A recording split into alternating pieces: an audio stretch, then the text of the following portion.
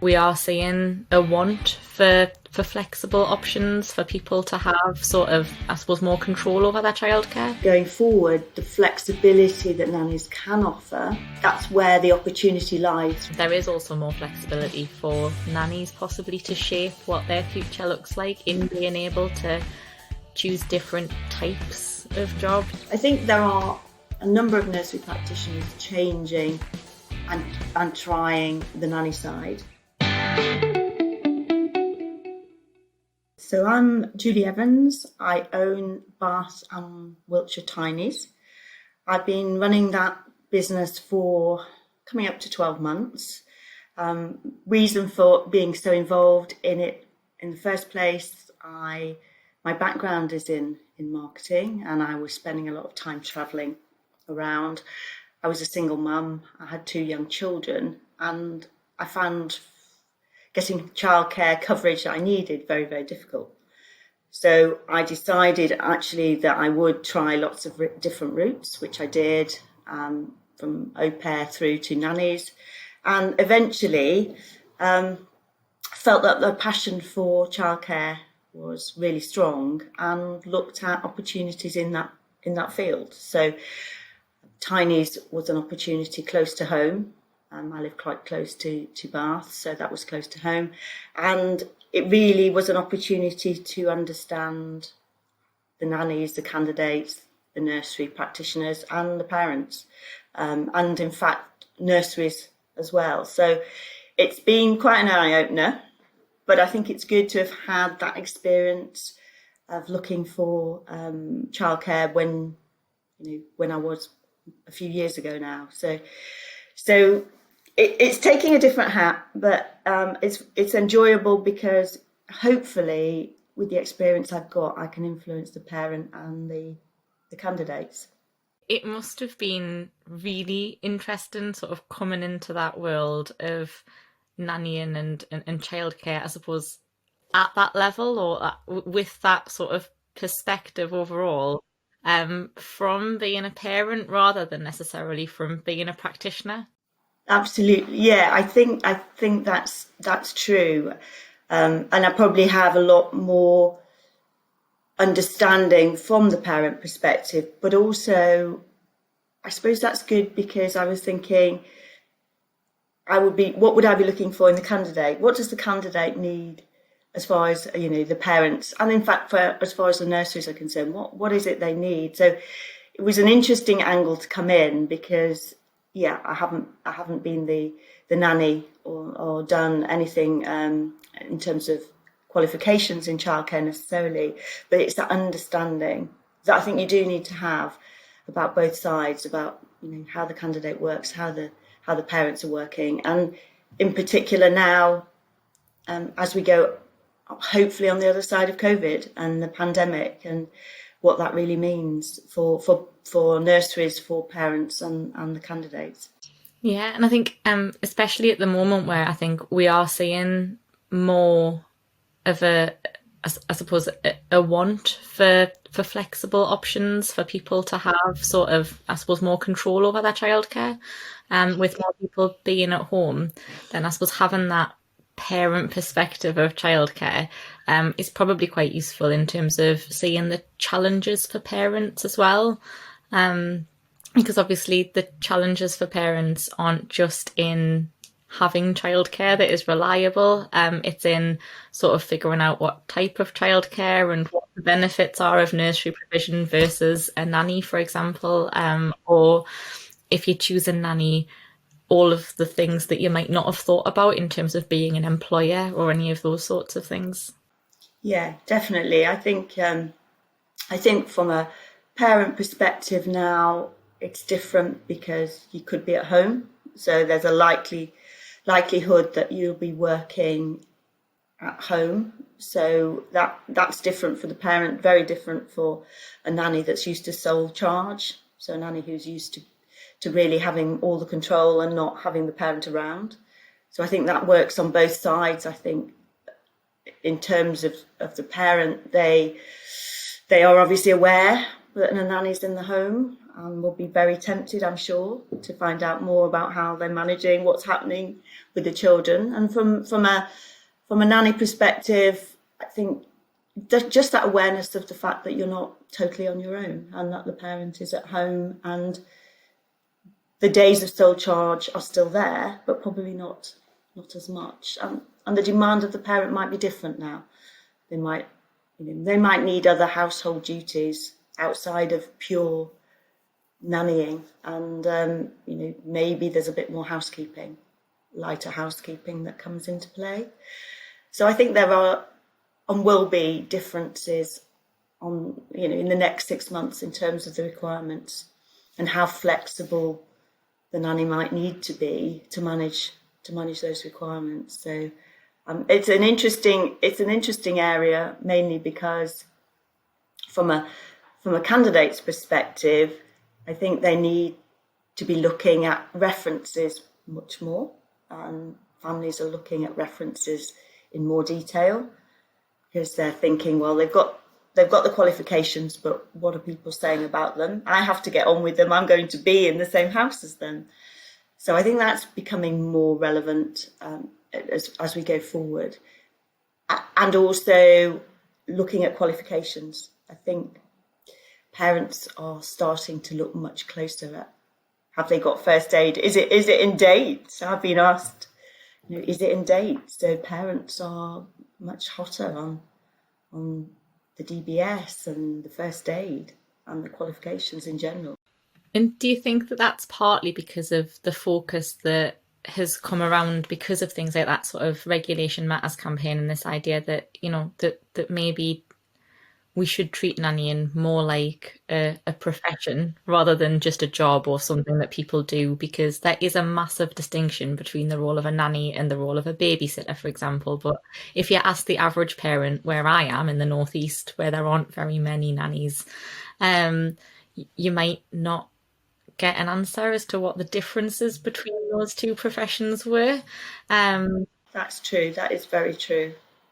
I think babysitting and nannying can have merged together in some places, in some areas, and nannies have got now to think about the flexibility that they offer, and also the qualifications that they've got, and the respect that deserves, really. That the cost to have a nanny shouldn't be excessive, and the recognition from the parent that you're getting someone with experience in childcare who's often trained in it, qualified in it, done many years of looking after, especially in the younger age group. So when your children are 0 to 3, perhaps, I think it's really important that there's a very clear distinction between the nanny, the qualifications they've got, and the expertise they've got.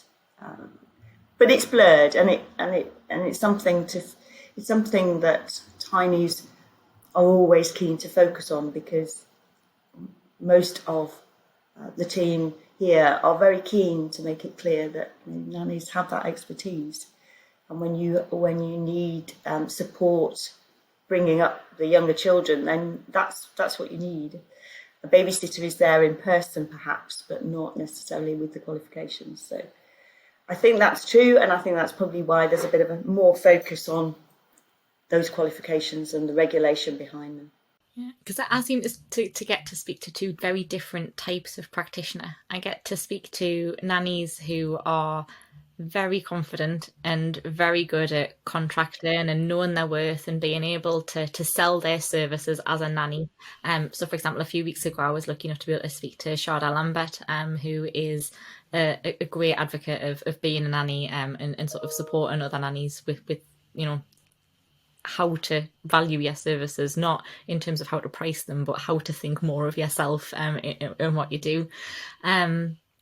But I also get to speak to a lot of nannies who are very much in it for the love of it, and who really love what they do, but because of that find it difficult to ask for what they need or for what they're worth, because for them it's just part of who they are, and they don't know how to put a value on it or how to to build those professional boundaries around. So, for example, there might be performing 40 hours a week of childcare or of early learning and development and doing all of that great nanny stuff. But then those houseworky type things sort of creep in, not because the work isn't there or because that's the support the parents need or whatever, but just because sometimes that scope creep happens when you're in an environment. And they don't know how to say, actually, no, this is where my value is, and they don't know how to have those conversations. Is that something that you feel that agencies are an important mechanism for, in terms of for those nannies who can't advocate for themselves? Yes, I think so. I think having somebody to talk to as a nanny, as a nursery practitioner or a nanny, so having somebody that they can go to and ask the advice that isn't a parent, or in fact it isn't the nursery manager either, I think is a great value.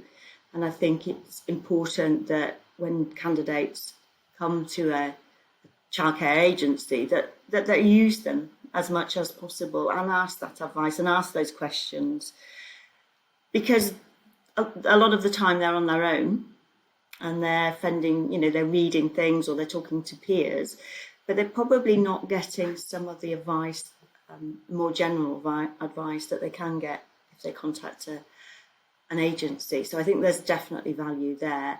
And I also agree that you get 2 or 3 types, but you do get quite a lot of nannies who are not comfortable negotiating rates, are not comfortable negotiating contracts, and that's a shame. And not everybody is, and there's quite a lot of people who struggle to negotiate rates, especially pay. Pay is a very sensitive one, but that's where the agency does come in and support. And I think the other thing that I've noticed for candidates who are not comfortable with negotiation is they may not have a contract, and it's so important. One of the things we make clear is that you do really need some form of contract in the current climate where people are unfortunately being made redundant. So parents are thinking, I can't afford the nanny. There's a consequence for the nanny, and if you haven't got a contract, that could be nothing from that point on, in terms of payment from that particular family. So it's really important, and probably even more so, to recognise that the contract's important. It needs to state the information. It needs to state, to an extent, the duties and expectation. And that might help where you suddenly end up doing something, walking the dog might be in or out. I don't know it, but it's clear if you've got something more formal. And I think nannies do struggle to understand where the line is drawn, and quite a few are there to help, certainly with the basic duties around the house, but they're not cleaners. They're qualified, registered, very experienced nannies. Do you think that's one of those things that nannies need to be able to do regularly, sort of check in and reflect on? I suppose that the right word is scope creep. I've started. Yeah. I had half an hour on Monday, so I decided that I would have a little tidy up and do these things. But now it seems that that's my job every Monday. Yeah, and I think again, question. I do get candidates who are placed with nannies or in nurseries asking, and that's right. Is this right? Just checking. And I can, we're there to offer some advice. We might not know all the answers, but we're there to at least help when there's a situation where they're not sure. A lady came to me about, one of the candidates came to me about bank holidays. Should that be in? Should that be out? I work on Monday. And it's just an opportunity for them to come and have that conversation, and for us to go, well, actually, I can find out a little bit more if you like, or this is what I'd suggest you do. And that was, I think that they find that helpful. So I think as an agency, we are there to do that and help where we can. It's both sides, isn't it? Because parents also struggle with all of those things. So when parents don't have a contract with their nanny, or they haven't paid national insurance for the nanny, or they haven't done a right to work check to make sure that people are allowed to work, or any of those things, it's not necessarily that they're trying to pull one over on anyone, or that they're, not wanting to do the right thing. It might just be that they genuinely don't understand. There are a lot of people who still believe nannies are self-employed. Um, and I think that there is still a lot of misconception about the fact that parents are employers when they have a nanny. Yeah, yeah, and I think that's, again, that's the conversation that you need to have with the family around their expectation. And quite a few, especially those that haven't had a nanny before, are, as you say, they don't understand all the ins and outs, and it is up to us to have the conversation with them to make that clear. And I think that's all they really need. There's again a lot of grey areas in employing a nanny and what that means and what you need to do and how, and we can help with that. And I think that's again part of that exercise to encourage families to have nannies, where certainly if they've got more than 2 children, for sure, from a cost perspective, but also to understand what they are taking on. As you say, what they're taking on, in that they are employing someone, they do need a contract, and they do need a payroll advice and insurance understanding. So that needs to be clear. But that's all doable. It's all something that they just need to be aware of it in the first place. I think something that you said there, I think, is something that might not have been a surprise to you, but I think probably is to a lot of people who hear it for the first time, which is that if someone's got 2 or more children, it might be more cost effective for them to have a nanny who is dedicated to their 2 children than it might be for them to send their children to nursery. I think that there is a perception that nannies are for the rich. Yeah, for the elite. For the elite Yeah, few. and I think that we see sort of both ends of that spectrum in our little world almost. In that we see in the media some very well-paid nannies, having interviews in newspapers and things about the fact that they do have very well-paid jobs, on super yachts and all of those things. But actually, there is also that there are lots of nannies who work at very reasonable rates, and are building that experience and can provide a very personal sort of development service for children. And if it's the right thing for them, it might also be better financially, I think, is a shock. Yeah, absolutely. And I think there's a number of things to consider. One is the fact that if you do have, it is expensive. Childcare, is seen to be expensive. But if you have more than 1 child, then certainly should consider the nanny option. The rates do vary, but that's often depending on experience and also the region, where you live. London is very different than the northern areas. So the other thing I think to consider around nannying is that it is a helping hand, and it is in the home.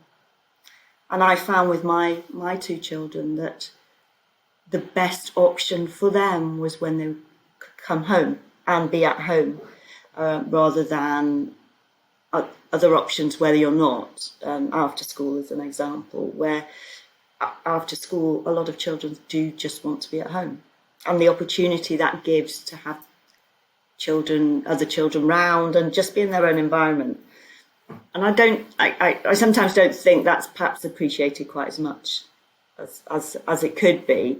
That if you do have a nanny, then you do actually get the opportunity to have someone at home with your children at home with their toys and potentially friends around at home. So that's a real plus. It was for me a real plus to have that option. Two things that you said there that were really interesting. The first was that idea about being in your own environment. As a grown-up over the last year and a half, I have found that actually being in my own environment to work and to be based from home has meant that not only have I been able to get lots more work done because I can not be overstimulated by lights and people and all of the things, and actually sit and concentrate on some stuff.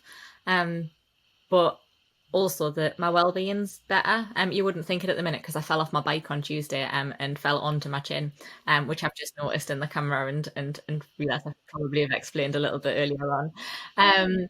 But yeah, I wonder about, how we translate that into sort of for everyone in terms of being able to be in your own environment and children in the way that we've had them learning through school. And I experienced it through my own, who probably were, some children are less outspoken. My two will be letting me know exactly what they think and how they feel. But I think it's something to consider, seriously to consider.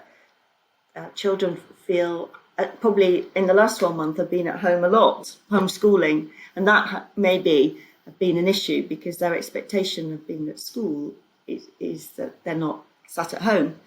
But I think when it comes to their relaxation time and their opportunity for that, I think that is where home becomes the number one. So from a mental health and also probably from a physical perspective, in terms of having the availability if they've got gardens to go into, etc., it's a good idea to have that opportunity, especially if they're at school, and so if they're out of the home most of the day, it's quite nice to come back and experience that. And I think the advantages of a nursery are definitely there in terms of opening hours, because often the nurseries these days are longer opening hours. But again, you can have that flexibility in the nanny. I'm being asked for nannies from sort of 7:30 in the morning till 7 at night. So they're long days for the nanny, but parents can get that flexibility of time. So if they are in meetings now and they're away from home, having a nanny means you can extend that day, quite easily extend that day. I think that was the other interesting thing about what you'd said before, was that you when I talk about nannies, I haven't yet gotten my brain around the fact that a nanny isn't necessarily there all of the time. There are nannies who do 4 hours on an evening, and it is that sort of wraparound care rather than being, just for babies and young children before they go to school.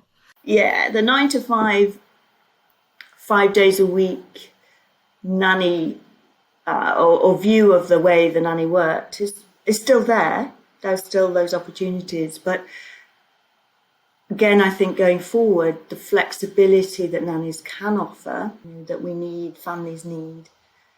And I think that's where the opportunity lies from a nanny perspective, which is maybe I work for a family on Monday and Tuesday and a different family on Wednesday and Thursday.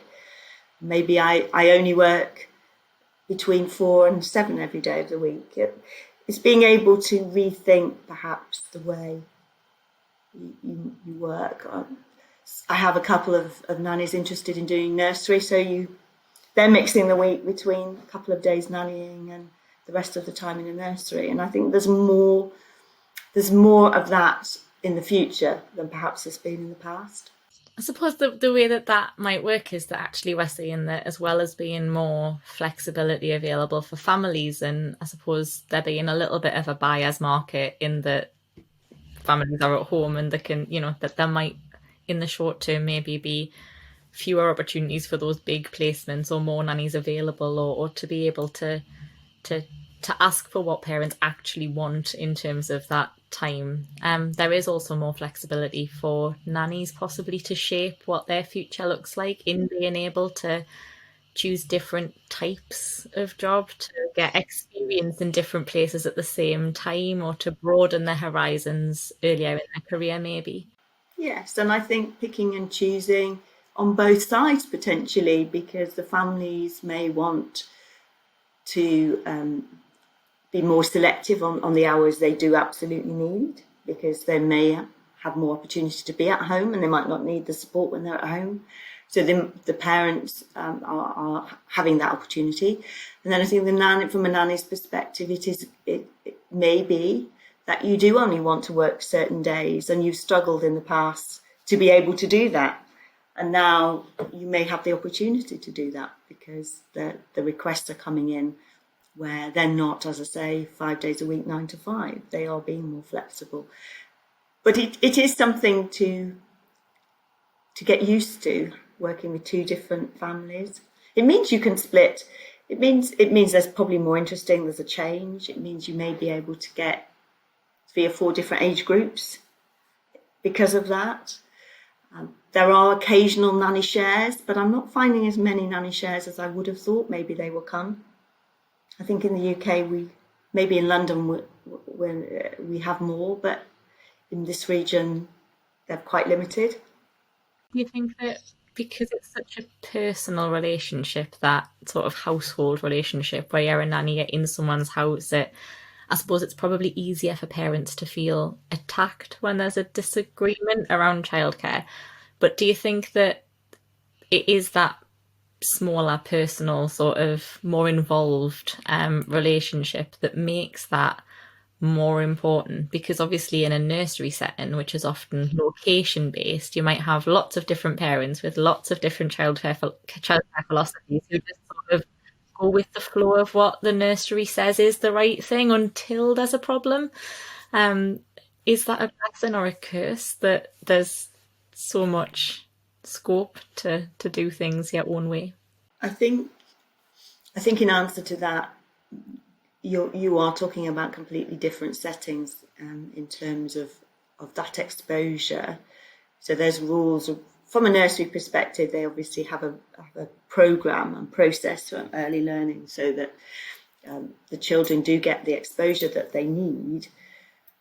But the intensity of it is very different in a family situation, in a nanny situation.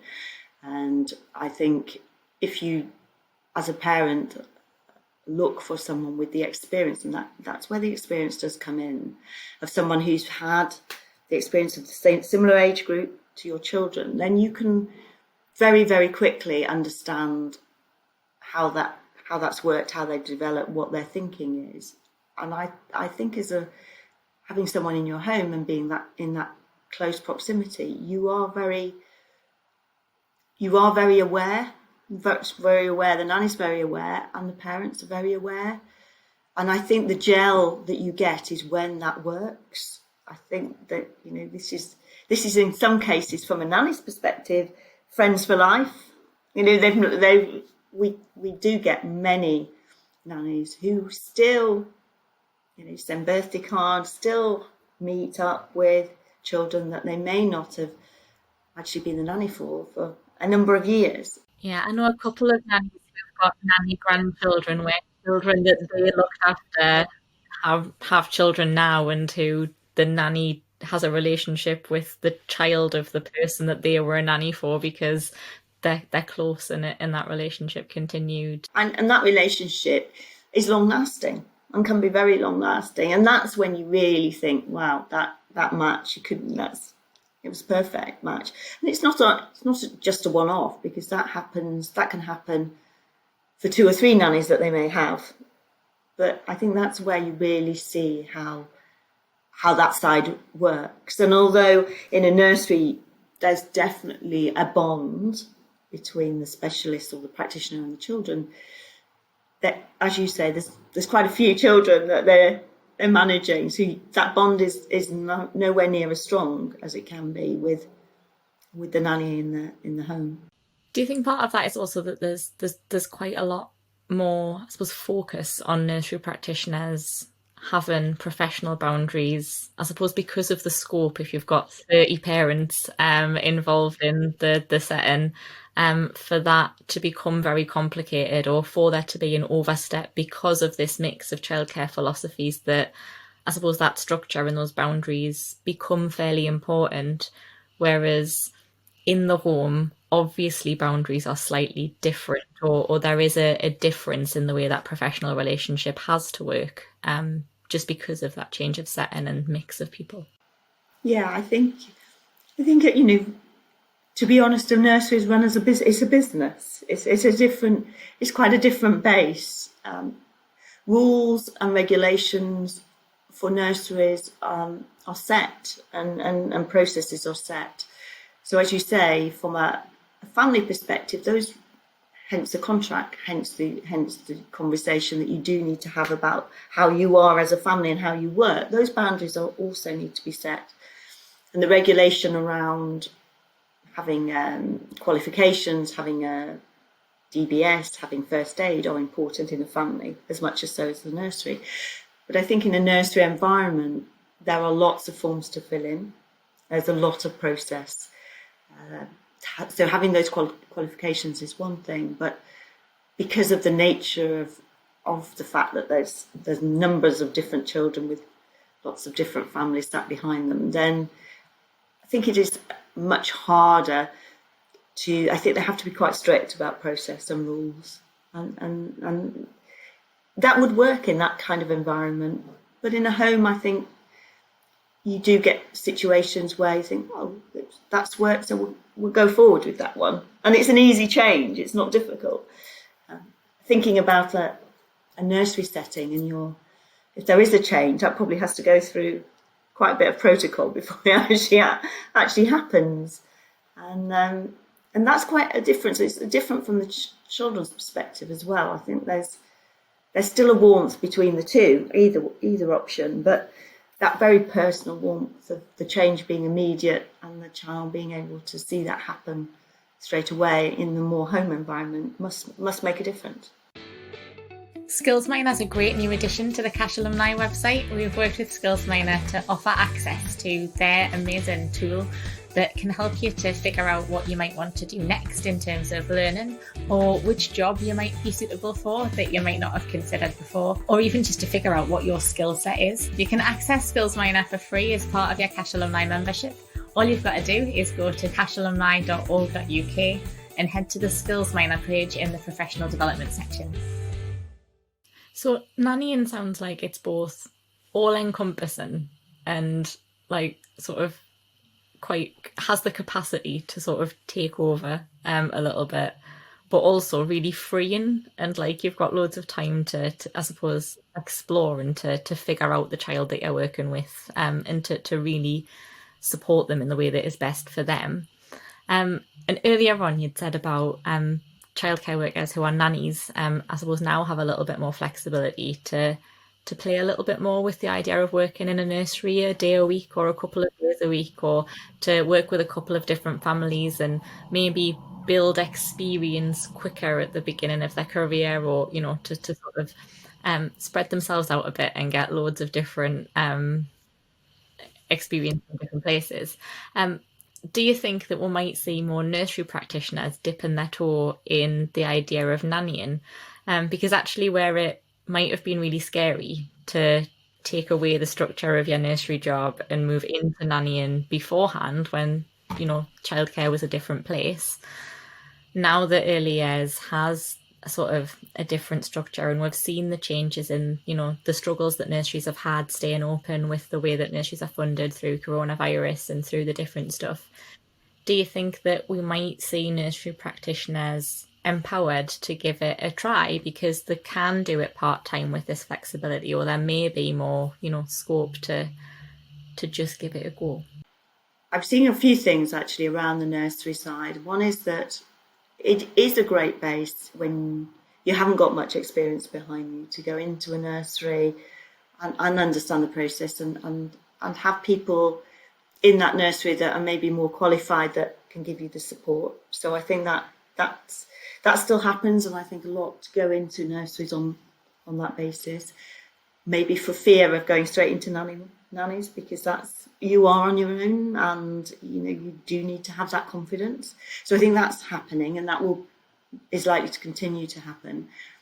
Where nurseries have had some of the issues around, as you say, having to close, or the concerns they've had around particular bubbles or anything really relating to the pandemic, I think it has made some of the nursery practitioners reconsider nannying, because it's a one-to-one basis, and maybe they've started to think that actually I don't want to be doing too much paperwork. So things are changing in the way people want to work, and that includes I've qualified with children. I'm not a qualified office worker, and I'm hearing that quite a bit. So I think there are a number of nursery practitioners changing and trying the nanny side, and I would expect from that you will get quite a few who think, well, actually, I quite like both. I can do both, and I quite like both. And actually, that gives me the flexibility of having work 5 days a week, but not necessarily in the same place. And so I think that's why I say, I think that will start to happen. You will get dedicated nursery practitioners who don't want to do nannying, and you'll get the opposite. You'll have nannies who don't want to work in nurseries. But you may see a lot more in that middle bracket going forward, where actually I might as well try nanny. I quite like it. Can't see the 5 days a week jobs, but I'm also quite good in nurseries. And there's quite a lot more nurseries wanting temporary staff. They don't necessarily want permanent staff. So the more opportunity nurseries give to bank and temporary staff, the more opportunity there is to go into that for a couple of days, see whether you like it. And it gives nurseries more flexibility, doesn't it, in terms of if someone does have to self-isolate, or there is that bit that they have more resource to draw on in terms of that rotary, or if the ratio of the classroom changes because 4 of the children are out because the families are self-isolate, and then actually the capacity of that rota can change. And definitely what's been happening, the nurseries are themselves having to be really flexible. Have we got enough staff in? No, we need more temporary staff to come in. So all over in terms of the childcare world, I think there are things happening behind the scenes. I hope that's a positive sign. I think we've had a number of negative signs where business has been extremely slow and quiet. It will allow some flexibility in the childcare area, and it's up to us in our world, families to be more recognise more, and the candidates themselves. Things are changing, and we need to keep going, and we need to keep up with that change. A lot of parents will be making the decision about whether their child goes to nursery or gets a nanny based on the needs of the child. In that there are children who don't thrive at home and who really need that really social setting of that sort of longer day of contact with other human beings to be able to live their best life. And nurseries for the right child are an absolutely phenomenal resource. If we handle this right, and we open up in the way sort of where we can, I suppose, learn the lessons that we've had the opportunity to be taught over the last sort of 18 months, that there is scope for the childcare and the early years sector to really benefit from this sort of period of reflection, and the way that I suppose society has been forced to reflect on the provision that early years provides, and the sort of value that practitioners give to the lives of children, so that there can be more focus on what is right for that child and what that then means for the family. So actually, if nursery is the right thing for the child, is it best to have that wraparound care at home instead of in after school provision, so that person's in your network, so that if it all goes wrong, you have got that connection. You've got that flexibility to sort of, open up that conversation about where you go from there, or we might just see more people hedging their bets between those two forms of childcare. Where the children do need some socialising, they may be an only child, or they are the type of personality where they are big socialisers. You can pick that up from quite a young age. Then families are doing exactly what you're saying, which is thinking about, okay, so what is the calendar? Is it 2 days at the nursery, 1 day with me, and 2 days with the nanny? Can be quite complicated when it gets to how variations, but that should be a way to think about it. And if people did want some help to explore all of those different options and sort of to navigate that complicated stuff and make sure that if they're a family looking for help, obviously they've ticked all of the boxes and that they have actually done all of their research. And if they're a nanny looking for support or a nursery worker looking to dabble or to make that transition, where can people find you to come and get some more support, or where can they go to find out more? Yeah, if they were specifically looking at Tinies, then there is a website that they can go to, and on that website there's lots of information.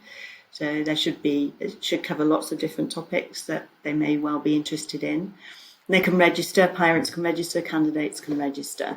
It's that encouragement that hopefully we can give, and that conversation that we can have, which says, actually, as a parent, have you thought about this? And what options are there, that we can perhaps provide and think about?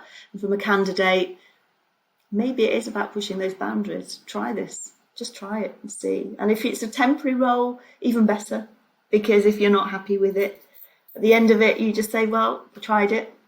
I've put it on my CV, but it may be not for me. That's great. So we will link the website in the description. So if anybody does want to find you, as well as obviously being able to use a search engine to find that, they can just click on that website link in the description below, and they'll be coming to you to see if there's anything that you can do to help. Is there anything else that you wanted to have the opportunity to tell anyone who's listening? No, I hope people take advantage of what we're saying, and yes, certainly shop around. Everybody should shop around. So that's absolutely the right thing to do. But I think the end point is really valid, and that's talk to us. Let us help. Let us help to make sure that we do get the right childcare, and more importantly, if you're a candidate, that you find the right nursery and the right family. Thank you so much for your time. It's been absolutely brilliant talking to you. And thanks to you at home. Don't forget, for more great content tailored towards those working in care, health and education, it's free to join our network, and you gain access to some great articles, videos and resources to support your career, and some information about career development, as well as our members' discount and benefits scheme. And if you'd like to feature on a future episode of Podcash, please get in touch at alumni@cash.org.uk. Until next time, take care.